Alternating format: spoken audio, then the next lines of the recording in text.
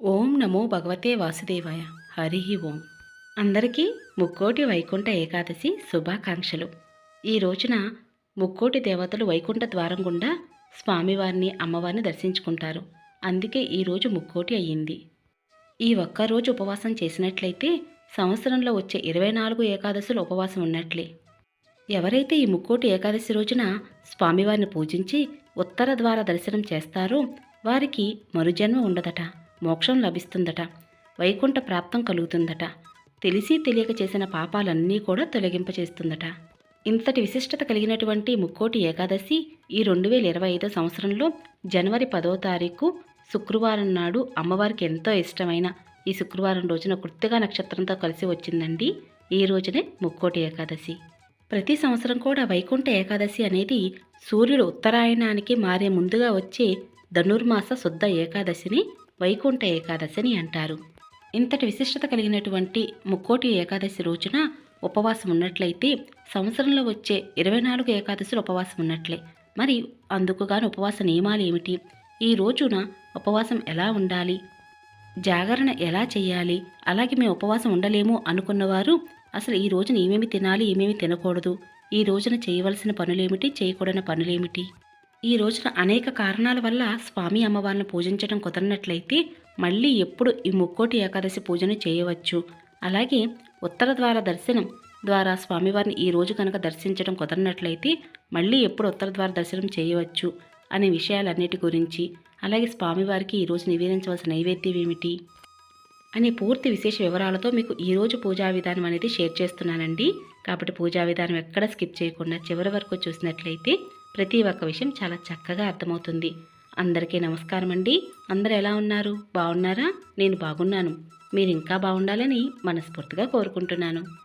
ఎంతో విశేషంగా ఈ 2025 సంవత్సరంలో కృత్తికా నక్షత్రము అలాగే శుక్రవారంతో కూడినటువంటి అమ్మవారికి ఎంతో ఇష్టమైన ఈ రోజున స్వామివారి పూజా విధానం చాలా విశేషం కదండి. పూజకు ఈ విధంగా అన్నీ ముందుగానే సిద్ధం చేసుకోవాలి. అంటే స్వామివారిని ఎక్కడైతే మనం పూజ చేస్తున్నామో అంటే ఇంట్లో తూర్పు ఈశాన్యం మూలగా ఆ ప్రదేశం అంతా కూడా ముందుగా నీటితో శుభ్రం చేసి పసుపుతో అలికి స్వామివారికి ఒక పీటను ఏర్పరచాలి. పీటపైన కూడా శంకుచక్ర నామాలను వేయాలి. స్వామివారికి ఎంతో ఇష్టమైన తులసి దళాలతో మాలను చేసి స్వామివారికి అలంకరణ చేయాలి. ఎక్కువగా తులసి దళాలు ఉన్నట్లయితే పూజలో పెట్టవచ్చండి. మీ దగ్గర ఈ రోజున శంకుచక్ర దీపాలు ఉంటే పూజలో పెట్టవచ్చు. లేదా ఈ విధంగా స్వామివారికి కలిసిన చెంబు పైన చక్కగా గోవిందనామం వేసి సగానికి పైగా నీళ్లు పోసి స్వామివారికి ఎంతో ఇష్టమైన తులసి దళాలు కనుక పెట్టి తులసి వనంలో ఉన్నట్లుగా స్వామివారి పూజల్లో పెట్టుకోవచ్చండి. స్వామివారు ఎంతో ఇష్టపడతారు. ఎంతో విశేషంగా ఈ రోజున స్వామివారికి పిండి దీపాలు వెలిగించాలి. మరి ఈ పిండి దీపాన్ని మనం వరిపిండితో తయారు చేసుకోవాలండి. అందుకు గాను ముందుగానే వరిపిండి, బెల్లం, ఆవు పాలు లేదా నాటు అరటిపండు వేసి ముందుగానే పిండి ముద్దను తయారు చేసుకోవాలి. పూజలో 5, 7, 9, 11 ఇలా ఎన్ని పిండి దీపాలైనా వెలిగించవచ్చండి. పూజ అనంతరం ఆ పిండి దీపాలు ఏం చేయాలి, అలాగే ఈ రోజున శుక్రవారం కాబట్టి సపరేట్గా పూజాపీఠను ఎవరైతే ఏర్పాటు చేస్తున్నారో మళ్ళీ ఎప్పుడు ఈ పూజాపీఠాన్ని కదపాలి అనే విషయాలు కూడా తెలియజేస్తాను. ఇంకా నేను ముందుగానే నానబెట్టుకోవడం వలన పిండి దీపాలు అనేవి ఎక్కడా కూడా విరగకుండా చక్కగా వస్తాయి. ఇలా వరిపిండి దీపాలు అయితే ముందుగానే సిద్ధం చేసుకోవాలి. ఇంకా ఈ రోజున స్వామివారికి ఎంతో ఇష్టమైన నేను గంధ దీపాన్ని వెలిగిస్తున్నానండి. ఇదిగోండి గంధ దీపం అని, చందన దీపం అని అంటారు. ఇందుకోసం నేను ముందుగానే ఎంతో సువాసన వచ్చేటటువంటి నేను గంధాన్ని అయితే తెచ్చుకున్నానండి. స్వామివారికి పసుపు రంగు అంటే చాలా ఇష్టం అండి. అందుకే పీట పైనైనా లేదా స్వామివారికి ఈ రోజున పసుపు పువ్వులతో మాలగా చేసి అలంకరణ చేసిన లేదా ఈ విధంగా చందన దీపం వెలిగించిన ఎంతో ఇష్టపడతారండి. ఇదిగోండి ఇందులో కొంచెం గంధం వేసి కొద్దిగా నీళ్ళతోటి నేను ఈ విధంగా అయితే నేను స్వామివారికి చందన దీపాన్ని సిద్ధం చేసుకున్నాను. ఇక ఇందులో నువ్వుల నూనె పోసి దీపారాధన చేయాలి. ఈ రోజున నువ్వుల నూనె దీపంతో వెలిగిస్తే చాలా మంచిదండి. అలాగే నేను 5 పిండి దీపాలను అయితే సిద్ధం చేసుకున్నాను. 4 పిండి దీపాలు, 5 చందన దీపము, ఇలా 5 పిండి దీపాలు అయితే సిద్ధం చేసుకున్నాను. అలాగే స్వామివారి యొక్క నామాన్ని కూడా గంధంతో ఈ విధంగా అయితే అలంకరణ చేస్తున్నానండి. అలాగే పూజలో ఈ రోజున స్వామివారి దగ్గర గోవిందనామాలు చదివిన విష్ణు సహస్రనామం చదవడం చాలా మంచిది. గోవింద గోవింద అంటే చాలట, స్వామివారు ఇట్టే ఉప్పొంగిపోతారట. మరి మనందరం కూడా ఏకకంఠంతో ఒకసారి గోవిందాని అందామా? గోవింద గోవింద, ఏడుకొండలవాడ వెంకటరమణ గోవింద గోవింద, వడ్డికాసులవాడ వెంకటరమణ గోవింద గోవింద. నేనన్నీ పూజకి సిద్ధం చేస్తుంటే మా అత్తయ్య గారు చక్కగా తులసి దళాల మాలనైతే ఇంత అందంగా కట్టారండి. అత్తయ్య గారు మాలలను చాలా చక్కగా కడతారు. తులసి దళాలు ఉన్నట్లయితే చక్కగా మాలను చేయండి, లేదా పసుపు పువ్వులతో అయినా సరే మా స్వామివారికి ఈ రోజున మాలనైతే అలంకరణ చేయండి. ఈ రోజున పసుపు ఒత్తులతో దీపారాధన, తులసి ఒత్తులతో దీపారాధన స్వామివారికి చాలా ఇష్టమండి. కాబట్టి ఈ రోజున స్వామివారికి పసుపు ఒత్తులతో దీపారాధన చేయడానికి సిద్ధం చేసుకోండి. అలాగే శంకు చక్ర దీపాలు ఉన్న పూజలో పెట్టుకోండి. మనకి పసుపు ఒత్తులు, తులసి ఒత్తులు మనకి మార్కెట్లో అవైలబుల్గా ఉంటాయి. పూజా సామాగ్రి అమ్మే షాపులో అవైలబుల్గా ఉంటాయండి. ప్యాకెట్ 20 రూపాయలు. ఒకసారి తెచ్చుకున్నట్లయితే ఇలా విశేషమైన పర్వదినంలోనూ లేదా ప్రతి శనివారం వేళ కూడా వెలిగించవచ్చు. ఇంకా స్వామి అమ్మవారి విగ్రహాలు ఉంటే పూజలు పెట్టుకోండి. ఈ రోజున అభిషేకం చేస్తే చాలా మంచిదండి. పంచామృతాలతోనూ లేదా మంగళకరమైన జలంతోనూ అభిషేకం చేయవచ్చు. నా దగ్గర స్వామి అమ్మవారి విగ్రహాలు ఉన్నాయి. అభిషేకం కోసం ఇలా పెద్ద ఎత్తర ప్లేట్ అయితే పూజలో పెట్టుకున్నాను. ఇక స్వామి అమ్మవారి విగ్రహాలు కూడా పెట్టుకుంటున్నానండి. అలాగే ఈ ముక్కోటి ఏకాదశికి, వైకుంఠ ఏకాదశికి మరొక ప్రత్యేకత కూడా ఉంది. ఈ ఏకాదశిని పుత్రదా ఏకాదశి అని కూడా అంటారు. సంతానం లేనివారు సంతానం కోసం స్వామి అమ్మవారిని ఈ రోజున పూజిస్తే చాలా మంచి జరుగుతుందండి. అలాగే పుత్రుడు కోసం ఎవరైతే ఎదురు చూస్తున్నారో వారు కూడా ఈ రోజున స్వామి అమ్మవారిని పూజించండి. అలాగే ఉత్తర ద్వార దర్శనం కూడా చేసుకోండి. ఇంకా పూజకు అన్నీ సిద్ధం చేసుకున్నట్లే కాబట్టి ముందుగా నిత్య దీపారాధన వెలిగించి ముందుగా వినాయకుడికి అయితే పూజ చేయాలి. అలాగే పూజలో కూడా ముఖ్యంగా ఈ రోజున నిండుగా పసుపు కుంకుమలు అనేవి కొత్తవి పెట్టుకోండి. ఎవరి ఇంట్లో అయితే పూజ చేసే స్థలంలో సువాసన వెదజల్లుతూ ఉంటుందో ఆ ప్రదేశంలో స్వామి అమ్మవార్లు నివసించి ఉంటారండి. కాబట్టి నేను ఇక్కడ స్వామివారికి ఎంతో ఇష్టమైన చిన్న తిరుపతి నుంచి తీసుకొచ్చినటువంటి ధూప్ స్టిక్స్ అయితే వెలిగిస్తున్నాను. చాలా మంచి సువాసన వస్తాయండి. మీలో చాలామంది తెలిసే ఉంటుంది. చిన్న తిరుపతి దగ్గర మనకు అందరికీ కూడా ద్వారకా తిరుమలలో ఇలా ధూప్ స్టిక్స్ అనేవి రకరకాలుగా అమ్ముతూ ఉంటారు. అందులో ఎక్కువగా నేను పారిజాతంకి ఎక్కువగా ధూప్ స్టిక్స్ అయితే తెస్తూ ఉంటానండి. మంచి సువాసన వస్తాయి, ఎక్కువసేపు వెలుగుతాయి, ధూపం కూడా మంచిగా వస్తుంది, మంచి సువాసన కూడా వస్తుంది. కాబట్టి మీకు కనుక ఇలాంటి ధూప్ స్టిక్స్ అవైలబుల్గా ఉంటే మాత్రం తప్పనిసరిగా పూజలో వెలిగించండి. లేదా జవ్వాది పౌడర్ ఉన్నా, జవ్వాది అత్తరు ఉన్నా, జవ్వాది లిక్విడ్స్ ఏమైనా ఉన్నా సరే పూజలో అంతా కూడా వేయవచ్చండి. పూజా పీటకు రాయవచ్చు, లేదా దీపం వెలిగిస్తున్నటువంటి ఆయిల్లో కూడా వేయవచ్చండి. పంచామృతాలు అంటే ఆవు పాలు, తేనె, ఆవు నెయ్యి, పంచదార, ఆవు పెరుగు వీటన్నిటితో స్వామి అమ్మవార్లకు అభిషేకం చేయవచ్చు. ఇవి ఏమి అవైలబుల్గా లేనప్పుడు మీ దగ్గర మంగళకరమైన జలంతో కూడా అభిషేకం చేయవచ్చండి. అలాగే మీ దగ్గర స్వామివారి పాదాలు ఉంటే పూజలో పెట్టుకోండి.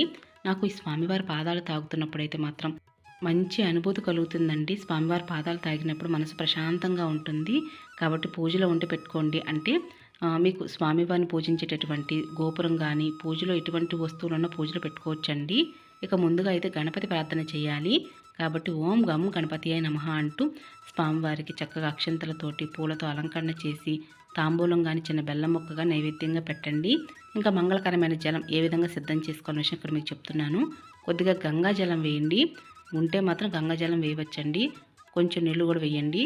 ఆ తర్వాత పసుపు, కుంకుమ, అక్షింతలు, పువ్వులు, జవ్వాది పౌడరు, పచ్చకర్పూరము, వట్టివేర్లు ఇవన్నీ కూడా పెట్టి స్వామివారికి అభిషేకం అయితే చేయవచ్చండి. ఇవన్నీ కూడా మంచి సువాసన వస్తూ ఉంటాయి. వీటన్నిటిని కూడా మంగళకరమైన జలం అని అంటారనమాట. ఈ విధంగా సిద్ధం చేసుకున్న తర్వాత ఒకసారి కలిసి పెట్టుకొని అందులో ఒక్క తులసి దళమైన వేసి అప్పుడు అభిషేకం చేయాలండి. అప్పుడే స్వామివారు ఇష్టపడతారు కూడా. మీ అందరూ కూడా గమనించండి. మనస్ఫూర్తిగా స్వామివారిని ధ్యానిస్తూ ఓం గోవిందాయ నమః, ఓం నమో నారాయణాయ నమః, గోవింద గోవింద అని కొలువరే, గోవిందాని కొలువరే, గోవింద గోవింద అని కొలువరే, గోవింద గోవింద గోవింద గోవింద గోవింద గోవింద. భక్తి శ్రద్ధలతో పూజించే ప్రతి భక్తుని యొక్క కోరికలు భగవంతుడు తీరుస్తారండి. కాబట్టి మీ అందరూ కూడా మనస్ఫూర్తిగా స్వామి అమ్మవారిని ధ్యానిస్తూ మీరు పూజ చూసినా కూడా పూజ చేసేట ఫలితం కూడా లభిస్తుందట.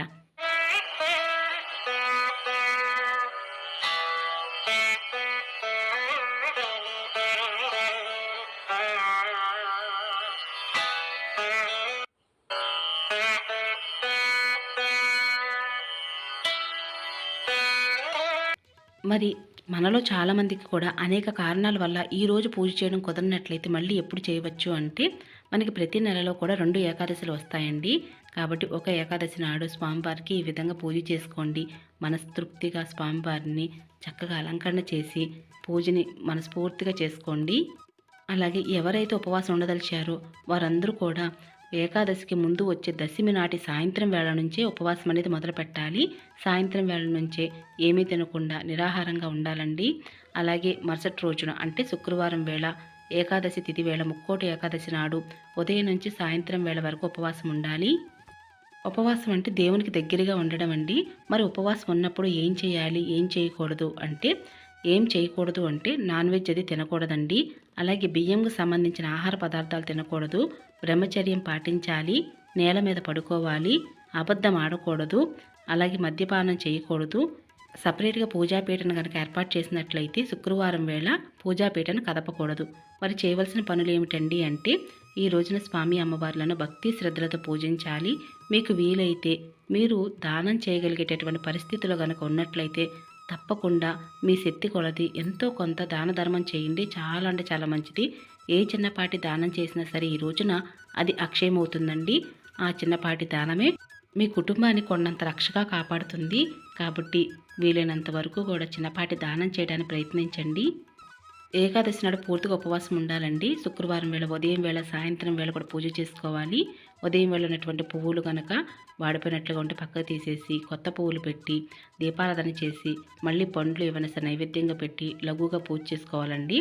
స్వామి అమ్మవార్లకైతే నేను చక్కగా అభిషేకానంతరము కుంకుమ బొట్ల అలంకరణ చేసి పట్టు వస్త్రాలతో చక్కగా అలంకరణ చేశానండి. స్వామి అమ్మవార్లకు ఒకే ఆభరణము, అలాగే తులసి మాల పువ్వులతోటి చక్కగా అలంకరణ చేశాను. స్వామి అమ్మవార్లు అలంకార ప్రియురాలండి. కాబట్టి అలంకరణ చేసి పూజ చేస్తే స్వామివారు చాలా ఇష్టపడతారండి. మాది చిన్న పల్లెటూరు అండి. మాకు పెరటి కూడా ఎక్కువగా ఉంటుంది. అందుకే తులసి దళాలని ఎక్కువగా పెంచుతూ ఉంటాము. ప్రతి శనివారం కూడా స్వామివారికి తులసి దళాలతో మాలగా చేసి అలంకరణ చేస్తాము. కాబట్టి ఇన్ని పువ్వులే ఉండాలి, ఇన్ని తులసి దళాలే ఉండాలని మాత్రం అనుకోకండి. భక్తి శ్రద్ధలతో ఒక్క తులసి దళం అయినా సరే స్వామివారు సమర్పించినట్లయితే ఇట్టే ఉప్పొంగిపోతారండి స్వామివారు. ఈ రోజున ప్రత్యేకంగా స్వామివారికి అయితే నేను తులసి ఒత్తులతో దీపారాధన చేద్దాం అనుకున్నానండి. అందుకనే ఇక పిండి దీపాలన్నీ సిద్ధం చేసుకున్న స్వామివారి పాదాలు నువ్వుల నూనె పోసి తులసి ఒత్తులు వేసి ఇక పూజకు అన్నీ సిద్ధం చేసుకున్నట్లేనండి. ఇక దీపారాధన చేసి ఇప్పుడు విష్ణు సహస్రనామం అలాగే గోవింద నామాలు చదువుకుంటాను. ఉదయం వేళ మీకు కనుక ఇంతలా పూజ చేసుకోవడం కుదరలేదు, గుడికి వెళ్ళాలి, టైం అయిపోతుంది అనుకున్నప్పుడు మాత్రం మీరు చక్కగా సాయంత్రం వేళ ప్రశాంతంగా పూజ చేసుకోవచ్చండి.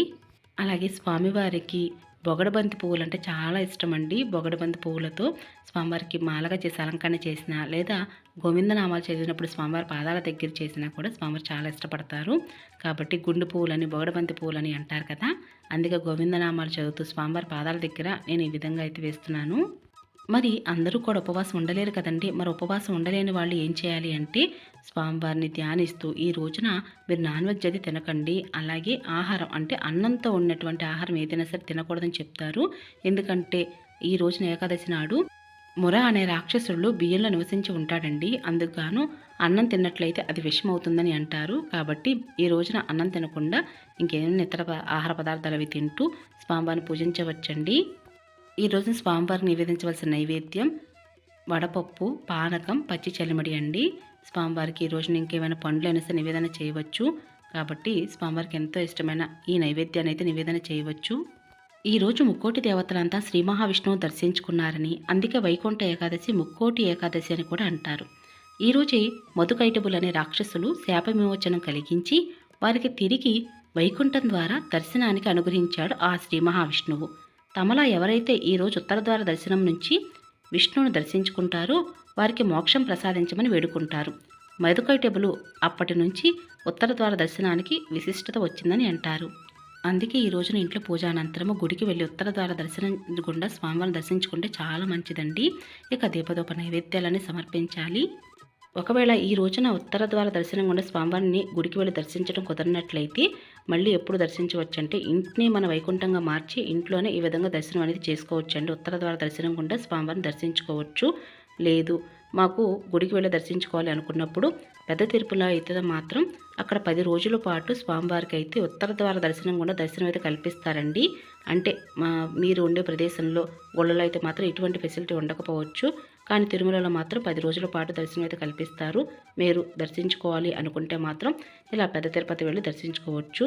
లేదంటే ఇంట్లోనే ఉత్తర ద్వార దర్శనం గుండా ఈ రోజున ఇంట్లోనే స్వామిని దర్శించుకోవచ్చు. ఈరోజు ఎవరైతే స్వామి అమ్మవార్లను పూజించి ఉత్తర ద్వార దర్శనం చేసుకున్న వారికి జన్మ జన్మ పాపాలు తొలగిపోతాయట. పుణ్యలోకాలు ప్రాప్తిస్తాయట. అఖండ ఐశ్వర్యము సిద్ధిస్తుందట.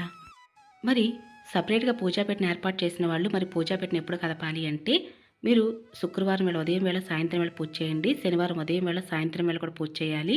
మేము ఇన్ని రోజులు పూజ చేయడం కుదరదండి అనుకున్నవారు శనివారం ఉదయం వేళ పూజ చేసిన తర్వాత దీపం ఉండగానే పూజాపేటను కదపండి. అలాగే స్వామివారికి అయితే నమస్కరించుకొని స్వామివారి పాదాల దగ్గర నక్షత్రం తల మీద వేసుకోండి, కుటుంబ సభ్యుల మీద వేయండి. తప్పనిసరిగా స్వామివారికి అనుగ్రహం కలిగి మీ ఎంట ఉన్నటువంటి కష్టాలన్నీ కూడా తీరాలని మనస్ఫూర్తిగా కోరుకుంటున్నాను. మరి పూజలో పిండి దీపాలు ఏం చేయాలి అంటే ఆ పిండి దీపాలను ఒక పిండి దీపం తీసుకుని మీ కుటుంబ సభ్యులందరూ కూడా ప్రసాదంగా తినాలండి. మిగతా పిండి దీపాలన్నీ కూడా ఆవుకు పెట్టవచ్చు, లేదా చీమలకు ఆహారంగా పెట్టవచ్చు, పారే నదిలో బావిలో. మరి ఉపవాసం ఎప్పుడు విరమణ చేయాలండి అంటే శుక్రవారం పూర్తిగా ఉపవాసం ఉండాలండి. అయితే రాత్రి వేళ మీరు జాగరణ ఉండగలిగితే ఉంటే చాలా మంచిది. లేదండి అనుకున్నవారు రాత్రి 12 గంటల వరకు జాగరణ ఉండి ఆ తర్వాత రోజు కూడా ఉదయం వేళ స్వామి అమ్మవారిని పూజించి గుడికి వెళ్ళి స్వామివారిని దర్శించుకున్న తర్వాత అప్పుడు అక్కడ తులసి తీర్థం అనేది మీరు తీసుకొని అప్పుడు మీరు ఉపవాసం చెల్లించవచ్చండి. గుడికి వెళ్ళడం కుదరని వారు ఇంట్లోనే స్వామివారి పూజ చేసిన తర్వాత స్వామివారి దగ్గర ఉన్నటువంటి నైవేద్యాన్ని ప్రసాదంగా తీసుకొని ఉపవాసం అనేది చెల్లించవచ్చు. అలాగే సద్బ్రాహ్మణుడికి స్వయంపాక దానం చేస్తే చాలా మంచిదండి. మీకు వీలైనంత వరకు చిన్నపాటి దానం చేసినా అది అక్షయం అవుతుంది. స్వామి అమ్మవార్ల యొక్క అనుగ్రహం శీఘ్రంగా కలిగి మీ ఇంట ఉన్నటువంటి కష్టాలన్నీ కూడా ఇట్టే తీరిపోతాయి. ఇక ఇదేనండి ఈరోజు పూజా విధానం. మరొక మంచి పూజా విధానంతో మళ్ళీ కలుసుకుంటానండి. ఇక అప్పటి వరకు నమస్కారం అండి.